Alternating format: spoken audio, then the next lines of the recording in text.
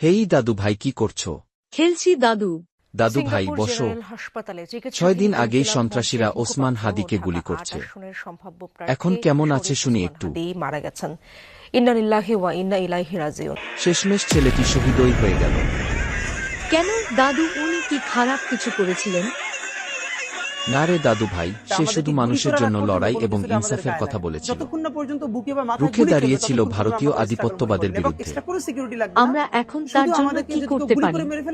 আমরা এখন সৃষ্টিকর্তার কাছে তার জন্য দোয়া চাইব এবং তার হত্যাকারীর বিচার চাইব।